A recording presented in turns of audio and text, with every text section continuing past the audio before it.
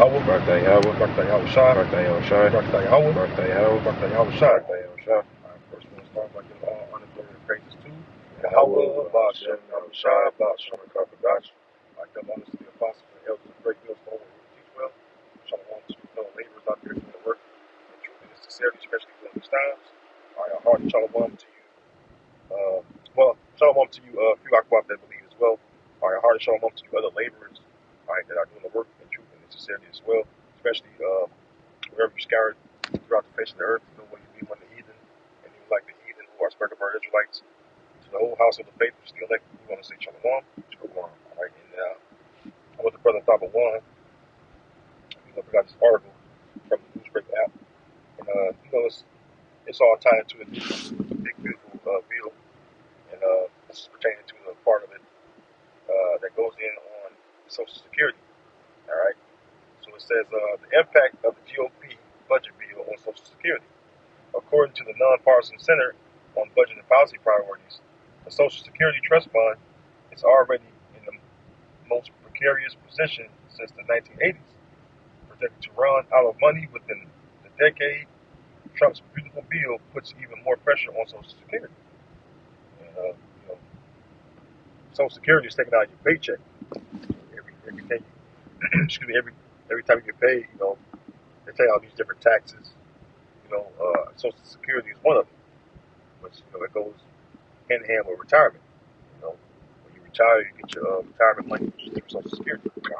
And so, if you worked all your life, then you retire after so many odd years, maybe 3 decades, 30 years, however long you work. Most people have to work 4 decades a lot of times, and you get your retirement age, you don't got no retirement. I mean, that's fucked up because they took all this money out your check every time you got paid. But now it's time for them to give you the money that you earned and put into it. All right, it close that benefit down. All right, so when you look at it, all right, working in Babylon, there's no benefit to it.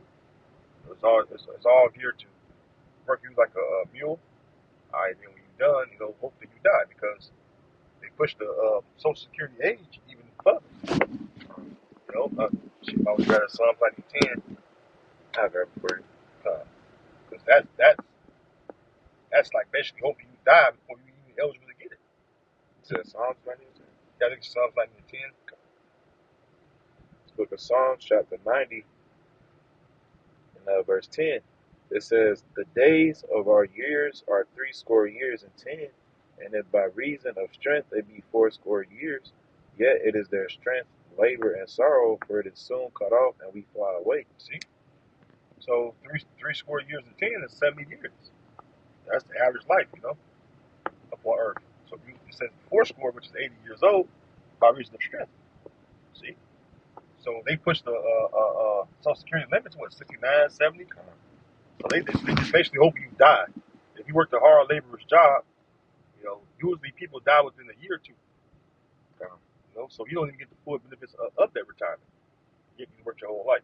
That makes me think about Isaiah 47:6. All right, about how I actually got it pulled up. I'm gonna read it real quick. It says, "I was wroth with my people. I have polluted mine inheritance and given them into thy hand. Thou didst show them no mercy. Upon the ancient hast thou verily heavily laid thy yoke." I brought that out. The main point in the end of that scripture, how it says, "Upon the ancient hast thou verily heavily laid thy yoke," man.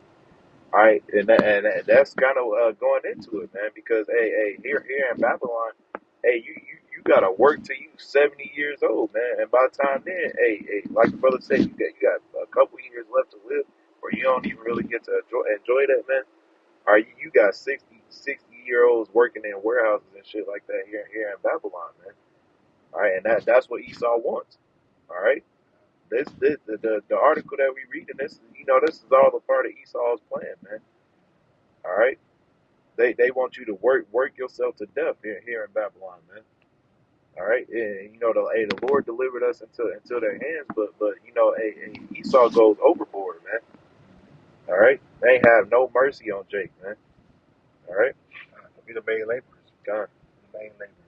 It says, hours after Republicans approved Trump's deficit busting budget bill, The Social Security Administration sent an email to millions celebrating the bill's passage and how it delivers on President Trump's promise to protect Social Security, which they're not. The big beautiful bill is ensuring that gulf between the rich and poor. And overwhelmingly, um, the rich is obviously Esau because this is his rulership, and his blessing of enjoying the fatness of the land. He's enjoying that. While Jake, we're Lazarus. Lazarus represents us, so the poor and down and out. And he basically takes full advantage of that because that big beautiful bill is going to really put the poor, all right, in the more extreme situation. So it's basically gearing you up to strictly have to depend on the government for everything, because you've been able to work for so many years, get a job, but now the job market is crashing. First and foremost, and then you got to where people can't find jobs, so the unemployment, all right, even though the numbers may look favorable to Trump administration, but the real numbers they don't add up or tally in, because there's way more unemployed people now because of the jobs closing down, because of the agriculture taking a hit. Because every part of the job sector in America, which is Babylon, has taken a hit due to the pandemic and also not being able to recover from that. Right? Yeah, a lot of these jobs are downsizing, man. All right, they lessening the amount of people that they actually have working at their facilities and things like that, man, because they can't handle, the economic situation, man. So hey, they have to cut their losses somewhere, and that's gonna be to the people, man. All right, that's why you have large numbers of unemployment, man. And then I actually seen a video where this one guy, he was filling out hundreds of applications and wasn't getting no calls back, man. That's the reality for a lot of people here in Babylon, man. All right, this place is going to continue to wax worse and worse and worse, man. All right. Pretty stuff for you. This is Rock 34 and verse 21. It says, "The bread of the needy is their life. He that defrauded him thereof is a man of blood." All right, so the needy, all right, have to work in order to receive, all right, our bread. So if you defraud, the needy of their daily bread, you're a man of blood. All right, it goes on to say in verse 22, he that taketh away his neighbor's living, slid him. He that defrauded the laborer of his hire is a bloodshedder. That's a so-called white man. Hey, that's Esau to a T. And it says that, well, matter of fact, speaking of bloodshed, it says in Ezekiel 35 that what? Since thou hast not hated blood. Because this is another way of shedding blood. All right? Because what the poor going to do if you take away the basic things they need on the daily? Eventually die off. Starvation. Because you got a lot of those food pantries, they've been shut down. That was years ago. They couldn't keep up years ago. You can really ever find a food pantry. You got people that's so-called middle class or upper middle class going to food pantries. You got people crying, couples crying on internet, because they have to both work full-time jobs plus overtime, can't spend time with their children. All right, so this place is imploding, man. All right, so you making it harder and harder on the people. This guy's Donald Trump, and he's got to be the cruel Lord that's spoken about in Isaiah 19, because it's not only affecting the tribes, you Israelites out there, so-called Negro Latino neighborhood people, it's affecting the Edomites as well. Becky and John gotta break down and live like Jake, and they're not used to that. See? In my last video, I found a little clip of this Edomite woman. She was crying because this bill passed, man. All right, so hey, Esau, he'll do it to his own people to get to Jake, man. All right, because ultimately we know he knows that we are against him, man. All right, so hey, he's gonna do what he do, man. All right, and Esau, hey, they know that they time reigning is almost over, man. All All right, so hey, they're gonna do whatever they can, man, to take Jake down, man. All right. So precept to back you up. Sirach 14:5, it says, "He that is evil to himself, to whom will he be good?" God, and you got to understand, there's no such thing as a good Edomite, man. All right, the Lord made Esau to be the wicked, man. All right, that's how he was set up to be. All right, so hey. So if he can't do good to himself, who else can you expect him to do good to, man? Nobody, man. Like I said, Esau destroyed his own people, man, to get to Jake, man. All right, that's why the scripture states that the spirit of him is not upright, man. So Esau really can't do no good, man. All right, and if they do, they doing it to a fault, and they don't really want to do it, man. All right. Jumping down to verse 7, it says, "And if he do it good, he doeth it unwillingly." God, that hit the nail right on the head, man. All right, Esau, hey, Esau don't want to do no good to Jake, man. All right, and then if they are, they doing it for a show, man. All right, because they want to keep they so-called image pure, man. All right, but we understand that deep down Esau is a devil, man. All right. Yeah, you get something from Edomite. That's just Proverbs 16, verse 7, I think it is. A man's ways please the Lord, he maketh even his enemies to be at peace with him. Because Esau is our number one enemy. Because he is our enemy in general. All right, start with Esau, Edom. So if he gives you something, it's all because of the Lord. Because the Lord is the one that direct man's steps.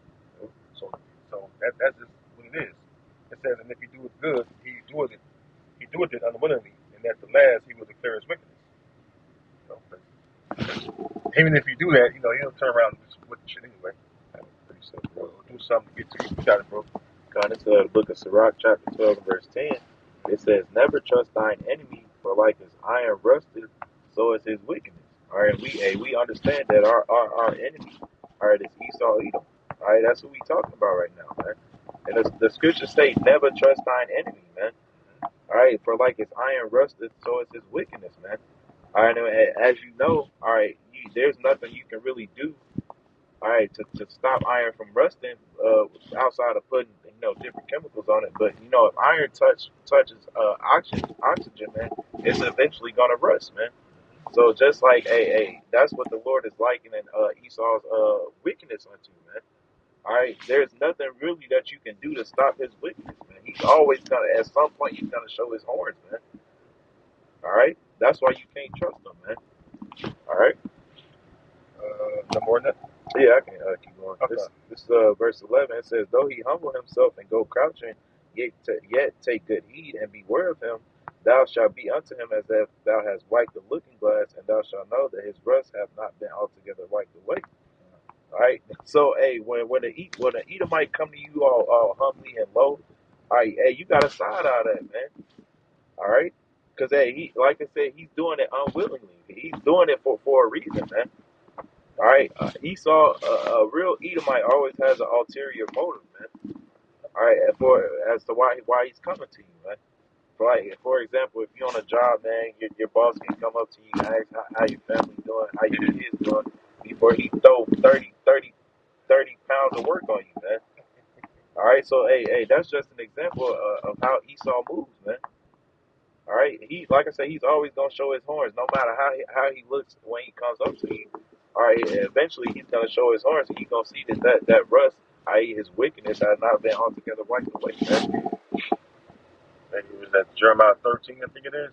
Where it says that made one do good as accustomed to doing evil.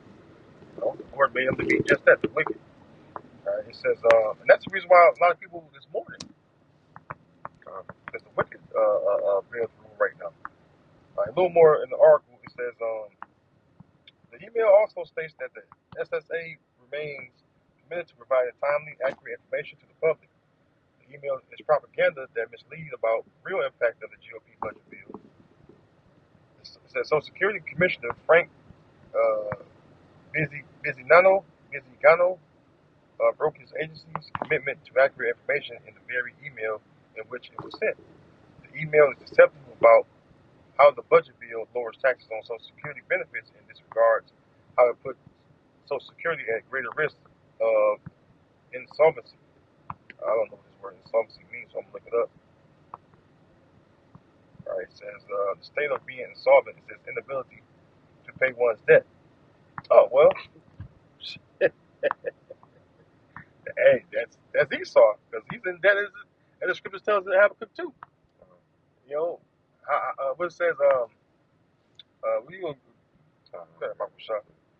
I might misquoted. Habakkuk chapter 2. About 6, I think it is. Yep. It's the Habakkuk chapter 2 and verse 6. It says, "Shall not all these take up a parable against him, and a taunting proverb against him, and say, Woe to him that increaseth that which is not his, how long, and to him that ladeth himself with thick clay." Right, and we know that the clay goes back to the Hebrew word abatya, which means the heavy debts. And this man is in heavy debt. Okay, and you see right here on the dictionary it says what? Similar to insolvent, it says bankruptcy, liquidation, failure, collapse, ruin. I mean, I don't need to read no more. Failure, collapse. I mean, America's collapsing. It says that we can't heal Babylon. In fact, we're gonna get that. Yep. Because you know they thought it was gonna just affect Jake. No, you devils getting affected too. You Edomites. Okay. This is Jeremiah 51, verse 8. It says, Babylon is suddenly fallen and destroyed. How for her? Take balm for her pain, if so be she may be healed. Right? And you know what's the balm? Balm is a ointment that soothes the pain when you got like an open sore. Right? And America got a grievous sore that can't be cured. All right? That's why when you got a grievous sore or somebody got a grievous sore in their body that just won't be healed, they eventually die out through infection. All right, through infection and whatever it may cause with that. All right, and America is totally, what you call it? America is totally covered in putrefying sores that cannot be soothed or healed. Okay, verse 9. We would have healed Babylon, but she is not healed. Forsake her and let us go everyone into his own country. For her judgment reaches unto heaven and is lifted up even to the skies. So, hey, you can't heal this place, man. And when you look at everything that's going on in this place, all right, as far as everything that's falling apart, which the society is totally in ruin, they're pushing forward their new world order because why? Everything's collapsing this day perfect time to push it. And they're going to make it to where, you know, that's why it says in Revelation 13 that what? Because of all, both small and great, rich and poor, to receive that Karama, which is the MOTB. So when the economy shut down, all right, and then you go back online, even the people that's on Social Security want to get that MOTB, right? Or you want to have your benefits. It's going to apply for everybody, from those that are working or working class, on down to the poor or homeless. Okay. If I may, hey, that's how Esau likes to operate, man. All right, order out of chaos, man. All right, he'll do a bunch of shit to cause chaos, and then guess what? People are gonna be looking for answers. People are gonna be looking for solutions. All right, and he's gonna come out with that so-called solution, man. And these people are gonna fall for it, man. All right, because like I said, people are gonna be seeking answers in the wrong direction, man. He saw Edom, man. All right, and he's gonna present that, man. All right, and people are gonna jump right on it, man. All right, that's how he's gonna fool a lot of people because there's gonna be so much chaos and turmoil going on. People are gonna be looking for answers, man. All right. Who's that? That made me think about. It says, let me get it real quick.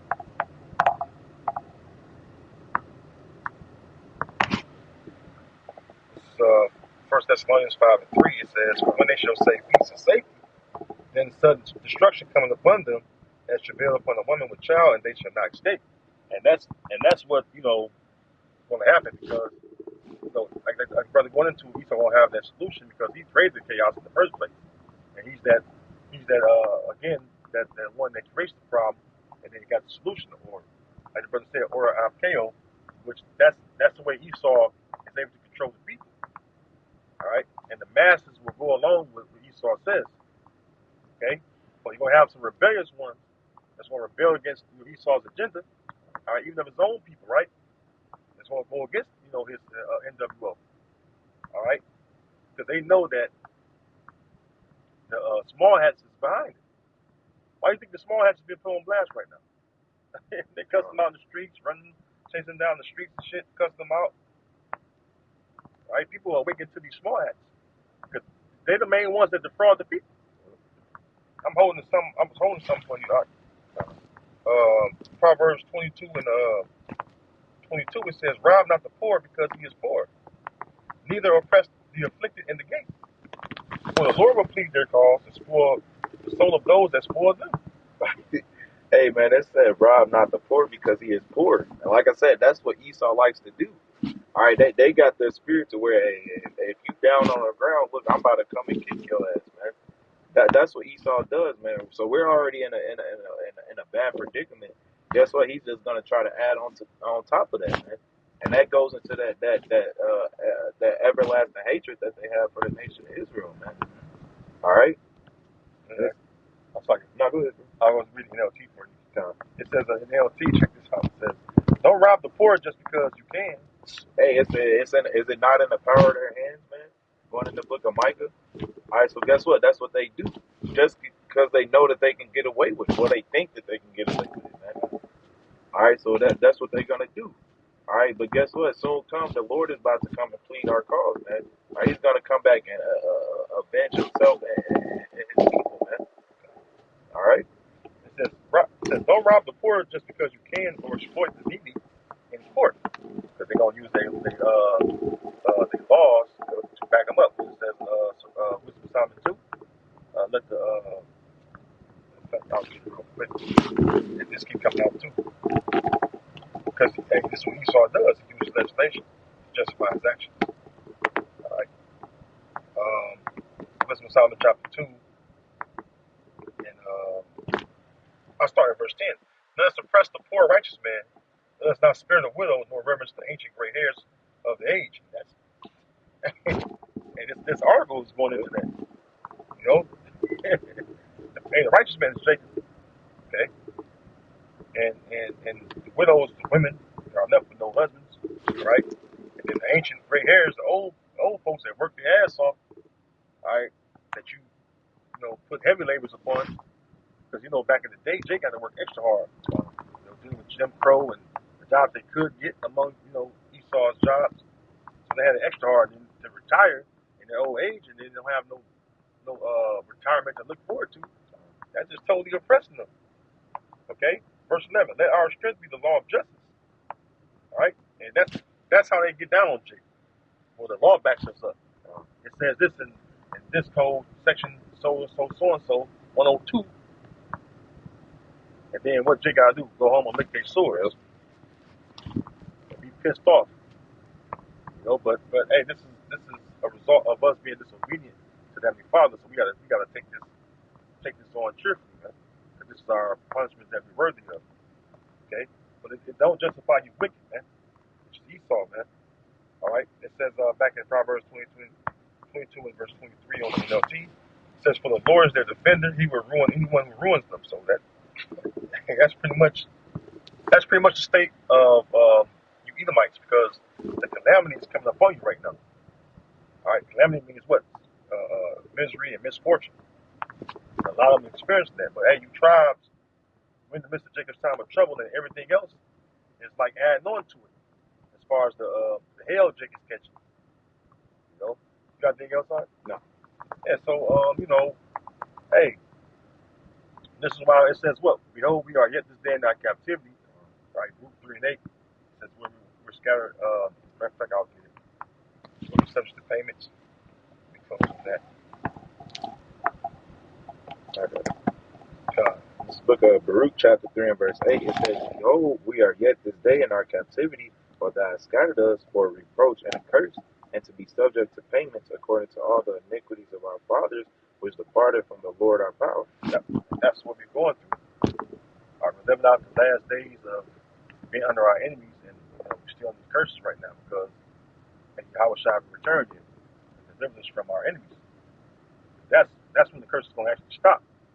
All right, once we're liberated from this kingdom, and this kingdom is destroyed, then we're going to be free indeed. Because right now we're just spiritually free, but currently we're still under their hand. We're still found in their hand.